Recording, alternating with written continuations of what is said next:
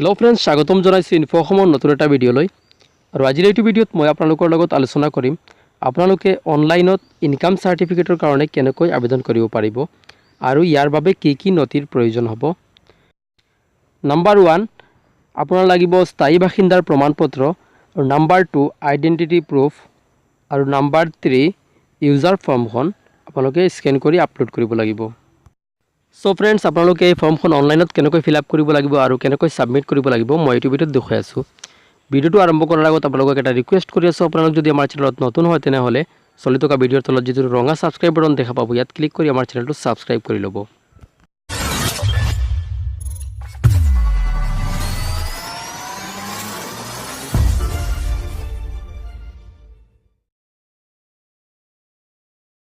তো আহক আমি জানিলো কেনেকৈ ফৰ্মখন ফিল আপ কৰিব লাগে। তো প্ৰথমতে ইয়াৰ বাবে আপোনালোকে মোবাইলৰ ব্ৰাউজাৰ এটা ওপেন কৰি ল'ব আৰু ওপেন কৰাৰ পাছত সাৰ্চ বাৰত টাইপ কৰিব ই ফৰ্মছ আসাম আৰু সাৰ্চ কৰি দিব। সাৰ্চ কৰাৰ পাছত ইয়াৰ ওপৰত যেটো অপচন দেখা পাইছে ই ফৰ্ম এইটোত ক্লিক কৰি দিব। ক্লিক কৰাৰ পাছত আপোনালোকৰ সন্মুখত এনেকুৱা এটা ইন্টাৰফেস খোল খাব আৰু আপোনালোকে ইয়াত দেখা পাব ইমেইল এড্ৰেছ আৰু তলত দেখা পাব ইউজাৰ নেম স্ক্ৰিন নেম। এইটো আপোনালোকে ইউজাৰ নেম আৰু স্ক্ৰিন নেমটো আপোনালোকে কেনেকৈ ক্ৰিয়েট কৰিব ইয়াৰ বাবে মই মোৰ ভিডিও ডেসক্ৰিপচনত এটা লিংক দি দিম, আপোনালোকে তাৰ পৰা এই আইডিটো বনাই ল'ব পাৰিব আৰু বনোৱাৰ পিছত ওপৰত ইমেইল আইডি আৰু ইউজাৰ নেম দি প্লাই লগইনত ক্লিক কৰিব। লগইনত ক্লিক কৰাৰ লগে লগে চাওক ইয়াত নতুন এটা অপচন আহিব আহিছে। এতিয়া আপোনালোকে ওপৰত যেটো সিলেক্ট অপচন দেখা পাইছে ইয়াত ক্লিক কৰিব।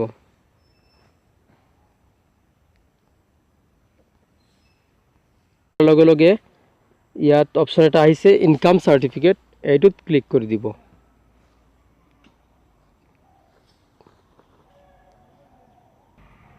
ক্লিক কৰাৰ পাছত চাওক ইয়াত অপচন এটা আহিছে গ, ইয়াত গত ক্লিক কৰি দিব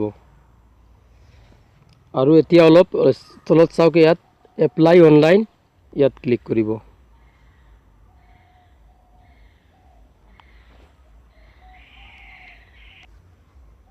আৰু এতিয়া চাওক সাবমিট অনলাইন এইটোত ক্লিক কৰি দিব। ক্লিক কৰাৰ লগে লগে চাওক আপোনালোকৰ সন্মুখত আকৌ এটা ইন্টাৰফেস এনেকুৱা ধৰণৰ খোল খাব। এতিয়া আপোনালোকে চাওক ইয়াত আছে প্ৰথমতে আছে ল্যাঙ্গুৱেজ, আপোনালোকে ল্যাঙ্গুৱেজটো সিলেক্ট কৰি ল'ব। মই ইয়াত ইংলিশ লগাই আছো আৰু ইয়াৰ পিছত মিষ্টাৰ লগোৱা আছে, আপোনাৰ যদি চেঞ্জ কৰিব লাগে তেনেহলে চেঞ্জ কৰিব পাৰিব। কাৰেণ্ট নামটো দিব লাগিব, ইয়াৰ পিছত মোবাইল নাম্বাৰ,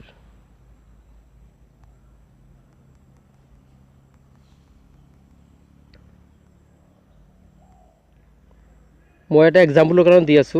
ইয়াৰ পিছত আধাৰ নাম্বাৰ, ইয়াৰ পিছত হ'ব পেন নাম্বাৰ আৰু ইমেইল আইডি থাকিলে ইমেইল আইডি দিব পাৰিব।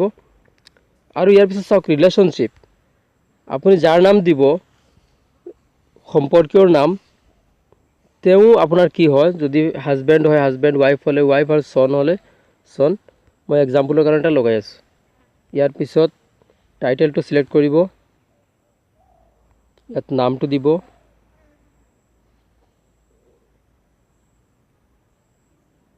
মই জাস্ট এক্সাম্পলৰ কাৰণে এটা দি আছো। ইয়াৰ পিছত হ'ব ইনকামৰ উপাৰ্জনৰ উৎস আৰু আপোনালোকে ইয়াত আপোনালোকৰ হিচাপ মতে লগাব পাৰিব। মই জাস্ট ইয়াত এক্সাম্পলৰ কাৰণে লগাই আছো। ইয়াৰ পিছত অকুপেশন,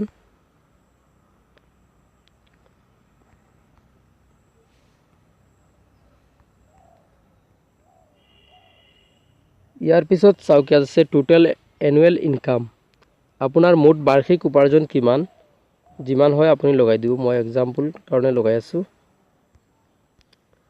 সঁচাকৈ এইটো হৈ গ'ল। এতিয়া চাওক ইয়াত আছে স্থায়ী ঠিকনা, ইয়াত আপোনালোকৰ ভিলেজ, ৱাৰ্ড নম্বৰ বা টাউন এইবিলাক থাকিলে দি দিব।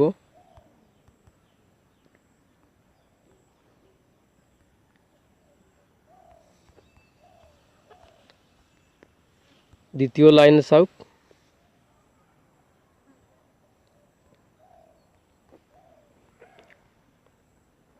ইয়াৰ পিছত ষ্টেটটো বাই ডিফল্ট আছে, ডিস্ট্ৰিক্টটো আপুনি চুজ কৰিব লাগিব।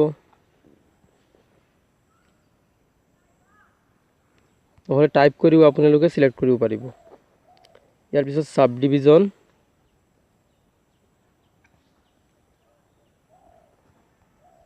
অলপ স্ক্ৰল ডাউন কৰাৰ পাছত চাওক ইয়াত মহকুমা আছে, মহকুমাটো দিব।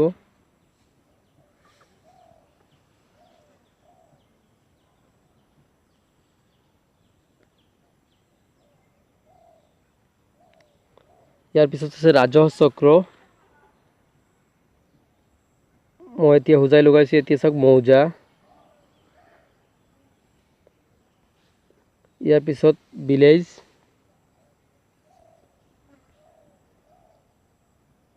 Police station, post office.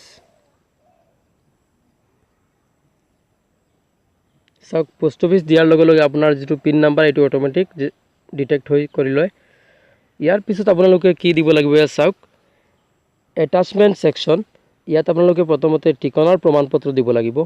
আপোনালোকে ইয়াৰ বাবে আগতীয়াকৈ আপোনালোকে স্কেন কৰি ৰাখিব লাগিব, স্কেনিং কৰি ৰাখিব লাগিব। মই এক্সাম্পলৰ কাৰণে দেখুৱাই আছোঁ।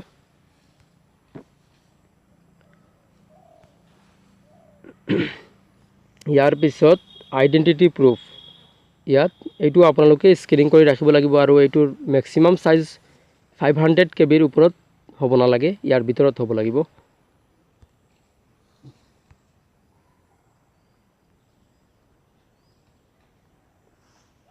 ইয়াত চাওক আছে ৰাজহ মাচুল আদায়ৰ ৰচিদ।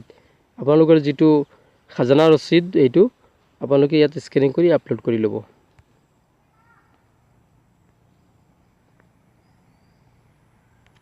ইয়াৰ পিছত যদি দৰমহাৰ পত্ৰ থাকে তেনেহ'লে দিব, এইটো ইম্পৰ্টেণ্ট নহয়। আৰু চাওক এনি আদাৰ ডকুমেণ্টছ, ইয়াত এইটো ইম্পৰ্টেণ্ট নহয়, মেণ্ডেটৰী নহয়, যিটো ষ্টাৰ মাৰ্ক নাই। ইয়াৰ পিছত চাওক 6 নম্বৰ যিটো অপশ্যন আছে, ইউজাৰ ফৰ্মখন সংলগ্ন কৰিব লাগিব। এই ফৰ্মখন আপোনালোকে আগতে ডাউনলোড কৰি ইয়াৰ পিছত এইটো ফিল আপ কৰি পেলাই স্কেনিং কৰিব লাগিব।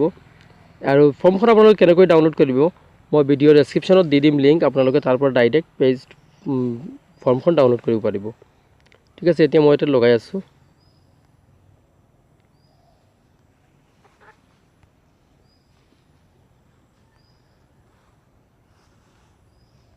ইয়াৰ পিছত হ'ব number of page to be printed, ইয়াত দি দিব যিকোনো এটা অপশ্যন।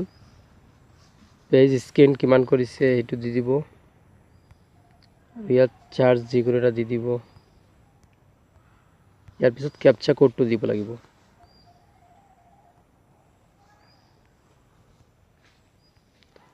দিয়াৰ পিছত আপুনি যদি চাব বিচাৰে আকৌ এবাৰ ৰিভিউ কৰিব লাগে, ইয়াত প্ৰিভিউত ক্লিক কৰি দিব।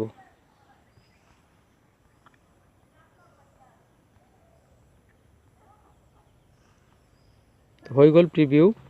এতিয়া আপুনি ডাইৰেক্ট সাবমিটত ক্লিক কৰি দিব।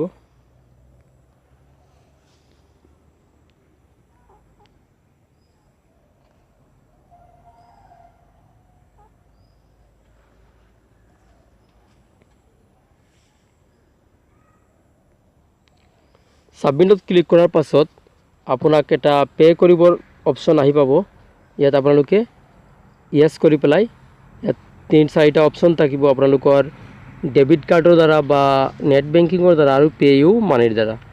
সো আপোনালোকে যিটো ইজি বুলি ভাবে সেইটো সিলেক্ট কৰি আপোনালোকে 30 টকা এটা পে কৰিব লাগিব।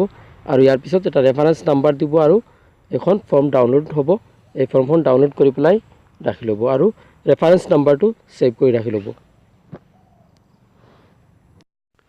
সো ফ্ৰেন্ডস, আপোনালোকৰ যেতিয়া সাবমিট হৈ যাব তেতিয়া আপোনালোকে এটা ৰেফাৰেন্স নাম্বাৰ পাব। সেই নাম্বাৰটো দি আপোনালোকে অৰ্ডাৰ কপিখন ডাউনলোড কৰি ল'ব আৰু ডাউনলোড কৰাৰ পাছত আপোনালোকে সেইখন আপোনালোকৰ ৰাজহ চক্ৰ বিষয়াৰ কাৰ্যালয়ত জমা কৰি চাৰ্টিফিকেটখন ল'ব পাৰিব।